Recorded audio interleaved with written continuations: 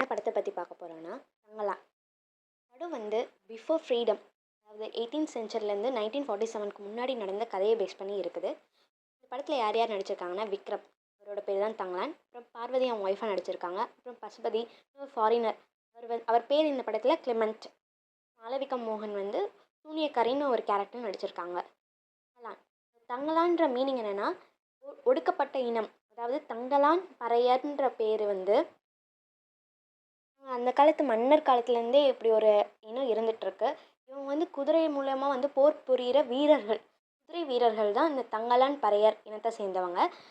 அப்புறம் காலம் கொஞ்சம் கொஞ்சமாக மாறி மாறி தங்கம் எடுக்கிறவங்க, இவங்களோட இன்னொரு தொழில் வந்து தங்கம், இந்த மண்ணை சலித்து தங்கம் எடுப்பாங்க அந்த காலத்தில், மெட்டல்ஸ் அந்த மாதிரி எடுக்கிற இனத்தை செஞ்சவங்க தான் இந்த தங்கலான் பறையர்கள். இதை பேஸ் பண்ணி தான் இந்த ஸ்டோரி இருக்குது தங்கலான். அதனால தான் இந்த படத்தோட டைட்டில் தங்கலான் வச்சுருக்காரு. அதாவது கேஜிஎஃப்ல வந்து நம்ம பார்த்த கேஜிஎஃப்பை வந்து யாஷ் வந்து பெரிய ஹீரோவாக இருப்பார், உடனே அங்கே வேலை செய்கிறவங்களுக்குலாம் ஹீரோவாக இருந்து காப்பாற்றுவாருன்னு அவரை பேஸ் பண்ணியே தான் கதை காமிச்சிருப்பாங்க. ஆனால் இந்த கோலாரில் நடக்கிற அந்த மக்கள் என்னென்ன கஷ்டப்பட்டு அந்த தங்கத்தை எப்படிலாம் எடுக்கிறாங்கன்ற கதை பேஸ் பண்ணி தான் இதை எடுத்திருக்காங்க. இதில் வந்து விக்ரம் வந்து சூப்பராக நடிச்சிருப்பார். அவரோட கேரக்டர், காஸ்டியூம் எல்லாமே சூப்பராக இருக்குது. இந்த கதை என்னன்னு நான் ஷார்ட் அண்ட் ஸ்வீட்டாக சொல்கிறேன். பார்வதி இவங்கெல்லாம் வந்து ஒடுக்கப்பட்ட இனம் மாதிரி நம்மளுக்கு காமிச்சிருப்பாங்க. இவங்க வந்து வேறு இந்த கோல்டு மெட்டல்ஸ் அந்த தொழில் பண்ணிகிட்ருக்கவங்கன்னு நினைக்கிறேன். பசுபதி வந்து ஹையர் கேஸ்ட்டு, ஹை கேஸ்ட்டில் இருக்கிறவங்க. ஒரு ஊருக்குள்ளே வந்து இந்த ஜமீன்தார், மேல் ஜாதி கீழ் ஜாதின்ற மாதிரி தான் அந்த காலத்தில் இருந்தாங்கள்ல, அந்த மாதிரி அப்படி வாழ்ந்துட்டுருக்காங்க. உடனே அடக்குமுறை, வந்து ட்ரெஸ்ஸு போடக்கூடாது, செப்பல்ஸ் போடக்கூடாது அப்படின்னு சொல்லி அடக்கி தான் வாழ்ந்துட்டுருக்காங்க. இதை யூஸ் பண்ணி ஒரு ஃபாரினர் வராரு. இவங்க வந்து தங்கத்தெல்லாம் ஈஸியாக எடுக்கிற டீம், நல்ல வெல்வெஸ்டான டீம் தான் இவங்க தங்கலான், அதாவது விக்ரம் டீமை சேர்ந்தவங்க, ஊரை சேர்ந்தவங்க. இவங்கள யூஸ் பண்ணி எப்படியாச்சும் சுரங்கத்தில் இருக்கிற அங்கே நிறைய தங்கம் கிடைக்கும், அதை எப்படியாச்சும் இவங்கள யூஸ் பண்ணி எடுக்கணும்னு அந்த ஃபாரினர் வராரு. அவரோட பேர் தான் கிளெமெண்ட். அவர் வந்து விக்ரம் கிட்ட வந்து நல்லா பேசி ஒரு சீனில் பார்த்தீங்கன்னா விக்ரம் வந்து ஃபாரினரோட ட்ரெஸ் போட்டிருப்பாரு, அதாவது பிரிட்டிஷை சேர்ந்தவரோட ட்ரெஸ்ஸை போட்டிருப்பாரு. இதுலேருந்து நம்மளுக்கு என்ன தெரியுதுன்னா அவர் நல்லா பேசி எல்லோரும் ஒன்று தான், நீங்களும் நானும் ஒன்று தான், மேல் ஜாதி கீழ் ஜாதின்லாம் கிடையாது, நம்ம எல்லோரும் ஒன்று தான், எனக்கு நீங்கள் என்ன பண்ணணும்னா இந்த தங்கத்தை எடுத்து தாங்க, தங்கத்தை எடுத்து உங்களுக்கும் நான் பணம் தரேன், எல்லோரும் நல்லா இருக்கலாம் அப்படின்னு சொல்லி பேசிகிட்டு இருந்திருப்பாரு. அதனால தான் வந்து அவரோட ட்ரெஸ்ஸை வந்து விக்ரம் கொடுத்துருக்காங்க போல். இதில் என்ன சொல்ல வராங்கன்னா அந்த கோலார் சுரங்கம் இருக்குல்ல, கேஜிஎஃப், கோலார் கோல்டு ஃபேக்ட்ரி, அந்த இடத்த வந்து ஏதோ ஒரு சூனியக்காரி வந்து காப்பாற்றிட்டுருக்கா, பேய் இருக்குது, பிசாசு இருக்குதுன்னு சொல்லி பயன்படுத்தி அந்த சைடு தங்க இருக்கிறத மறைச்சி இப்படியெல்லாம் ஒரு ரூமர்ஸ் கிளம்பியிருக்கும் போல். அதை வந்து நிறைய அந்த சைடு யாருமே போகக்கூடாதுன்றக்காக அப்படி ரூமர்ஸை கிளப்பி வச்சுருப்பாங்க. இதை எப்படியாச்சும் இந்த டீமை வச்சு எடுக்கணும்னு அந்த ஃபாரினர் நினைக்கிறாரு.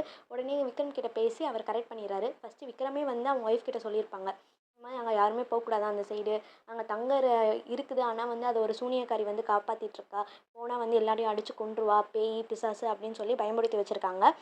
அதை ஒரு சீனில் வந்து பார்வதி சொல்லியிருப்பாங்க, நீ தானே பேய் இருக்குது பிசாசு இருக்குன்ற, அப்புறம் நீயே போய் எடுக்கணும்னு ஏன் சொல்கிற அப்படின்னு சொல்லி ஒரு சீனில் காமிச்சிருப்பாங்க.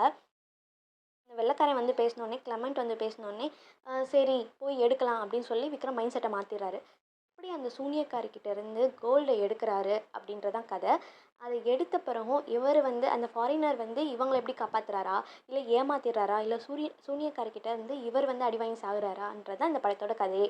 சூப்பராக இன்ட்ரெஸ்டிங்காக இருக்க போகுது இந்த படம்.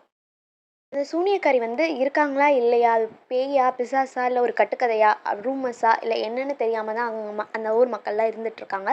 கடைசியில் அந்த சூனியக்காரியும் கண்டுபிடிச்சிட்றாங்க. எத்தனை பேர் அந்த சுரங்கத்தை நெருங்கினாலும் அவள் வந்து கொண்டுடுறாங்க. என்னை பொறுத்த வரைக்கும் அந்த சூனியக்காரின்றது வந்து ஒரு இன மக்களாக தான் இருந்திருப்பாங்க. இந்த கேஜிஎஃப்பை காப்பாற்றுற மக்களாக தான் இருந்திருப்பாங்க. இந்த தங்கத்தை யாருமே எடுக்க விடாமல், நுழைய விடாமல் காப்பாற்றுற இனத்தை சேர்ந்தவங்களாக தான் மாளவிகா மோகன் இருப்பாங்கன்னு எனக்கு தோணுது. ஒரு சீனில் காமிச்சிருப்பாங்க மாளவிகா மோகனுக்கும் விக்ரமுக்கும் ஃபைட் நடக்கிற மாதிரி. யாருமே நெருங்க முடியாது, அவங்கள வந்து தோற்கடிக்க முடியாதுன்ற மாதிரி ரொம்ப பவர்ஃபுல்லான உமன் மாதிரி காமிச்சிருப்பாங்க. இப்போ ஒரு சீனில் கூட சொல்லியிருப்பாங்க, அந்த சூனியக்காரியை எதிர்க்கிறதுக்கு ஆளே இல்லையா, அவளை கொல்றதுக்கு ஆளே இல்லையா அப்படின்னு ஒரு ஜமீன்தார் கேட்கும்போது, நான் அவளை கொல்றேன் அப்படின்னு விக்ரம் சொல்லியிருப்பாரு. ஸோ அவங்க நல்ல விஷயம் தான் பண்ணுவாங்க. அது தெரியாமல் வந்து ஃபஸ்ட்டு விக்ரம் அவங்கள எதிர்த்து அந்த கோல்டை எடுக்கணும், எப்படியாச்சும் அந்த தங்கத்தை எடுத்து அந்த கிளெமெண்ட்டுக்கு கொடுத்துடணும் அப்படின்னு நினச்சி எடுக்க போவாருன்னு நினைக்கிறேன். அப்போ ஒரு சீனில் காமிச்சிருப்பாங்க, இந்த கிளெமெண்ட் வந்து where is my gold where is my கோல்டுன்னு ஆக்ரோஷமா குத்திட்டுருப்பாரு. இது மூலியமா நம்மளுக்கு தெரியுது எவ்வளோ தான் போராடினாலும் நம்ம தங்கம் அவங்களுக்கு கிடச்சிருக்காதுன்னு. அவர் ரொம்ப கஷ்டப்பட்டு தங்கத்த எடுக்க போராடுவாங்க போல அந்த மக்கள்லாம். ஒரு சீனில் வந்து விக்ரமுக்கு தோள்ல வந்து தேள் சிம்பல் வரைஞ்சிருப்பாங்க. இது என்னத்த குறிக்குதுன்னா, அந்த கால மனுஷங்கள்லாம் வந்து இந்த மாதிரி கோலார் சுரங்கத்தில் வந்து அந்த குகை உள்ளே தோண்டி தோண்டி போகும்போது மோஸ்ட்லி தேள் தான் அங்கே இருக்கும். தேளில் கொட்டப்பட்டு நிறைய பேர் செத்துருப்பாங்க. தேள், பாம்புன்னு. ஸோ அதுலேருந்து அவங்க தப்பிக்கணும் அப்படின்னு சொல்லி சிலம்பன் அப்படின்னு ஒரு அம்மனை வழிபட்டதா வந்து புராணங்களில் சொல்லியிருக்காங்க. ஹிஸ்ட்ரிலையும் அந்த மாதிரி குறிப்பிட்டிருக்காங்க. ஸோ அதை குறிக்கிற வகையாக வந்து அவர் அந்த சிம்பல் வந்து அவர் தோளில் வந்து வரைஞ்சிருக்காங்கன்னு நினைக்கிறேன். ஸோ நிறைய பேர் அந்த மாதிரி உள்ளே போக போக போக வந்து ஆக்சிஜன் இல்லாமல் விஷவாயு தாக்கி தேள், பாம்பு, பூரா நிறையா கொட்டுப்பட்டு செத்து நிறைய பேர் உயிர் இதில் போயிருக்கு. ஸோ அந்த மாதிரி எதுவும் நடக்கக்கூடாதுன்னு அந்த தெய்வத்தை வேண்டிக்கிட்டு இதுக்கு போவாங்க. அப்படி போய் எப்படி அந்த கோல்டு கிடச்சிச்சா, இல்லை வந்து உள்ளேயே செத்துடுறாங்களா, இல்லை கிடச்ச தங்கத்தை இவர்கிட்ட கொடுத்து நல்லா இருக்காங்களா, இல்லை இவர் ஏமாத்திடுறதான்றது தான் இந்த கதையே. படத்தோட ஸ்டார்டிங்கில் வந்து பசுபதி ஒரு இனத்தை சேர்ந்தவராகவும் விக்ரம் இன்னொரு இனத்தை சேர்ந்தவராகவும் தான் இருக்காங்க. கடைசியில் கோல்டுக்காக 2 பேரும் ஒன்று சேர்ந்த மாதிரி காமிக்கிறாங்க. எல்லோரும் ஒன்றா சேர்ந்து வந்து மூவ் பண்ணி போகிற மாதிரி காமிக்கிறாங்க. படத்தில் நிறைய அனிமல்ஸ் வருது. பேந்தர், ரிவர் ஒரு சீனில் வந்து ரிவர்க்குள்ளே வந்து விக்ரம் போவார். அப்போ வந்து உள்ள ஒரு crocodile இல்லை ஏதோ ஒரு பெரிய மிருகம் அவரை தாக்க வர மாதிரி காமிக்கிறாங்க. இதுலேருந்து என்ன புரியுதுன்னா, அந்த சூனியக்காரியை நெருங்குறதுக்கு முன்னாடி நிறைய அனிமல்ஸ் கிட்டே அவங்க தாக்கப்படுறாங்க. அதாவது 1000ல் ஒருவன் படத்தில் மாதிரி நிறைய கண்டங்களை தாண்டி போகிற மாதிரி காமிச்சிருக்காங்க. ஃபஸ்ட்டு வந்து அந்த கருஞ்சிறுத்தை பேந்தர் வந்து அவங்கள அட்டாக் பண்ணுற மாதிரியும், இன்னொரு சீனில் வந்து தண்ணிக்குள்ளே போகும்போது ஏதோ ஒரு அமானுஷ்ய மாதிரி ஒரு மிருகத்தை காமிக்கிறாங்க. அதை பார்த்து விக்ரம் டக்குன்னு பயப்படுறாங்க. ஒரு இடமா ஒரு டெசர்ட்டுன்ற மாதிரி ஒரு பிளேஸ் காமிக்கிறாங்க. அப்புறம் இன்னொரு இடத்துல மலையில் போகும்போது ஒரு நாய் வந்து கடிக்கிற மாதிரி துரத்துற மாதிரி ஒரு சீன் காமிக்கிறாங்க. இன்னொரு இடத்துல ரிவர்க்குள்ளே போகும்போது ஒரு crocodile இல்லை ஒரு பெரிய திமிங்கலமோ சுறாவோ வந்து அட்டாக் பண்ணுற மாதிரி காமிக்கிறாங்க. இன்னொரு இடத்துல வந்து பாம்பு வந்து ஒருத்தரை வந்து கடிக்கிற மாதிரி காமிக்கிறாங்க. ஸோ இதெல்லாம் மீறி போன பிறகும் அந்த சூனியக்காரியை வந்து எதிர்த்து நிற்கணுன்ற மாதிரி காமிக்கிறாங்க போல்.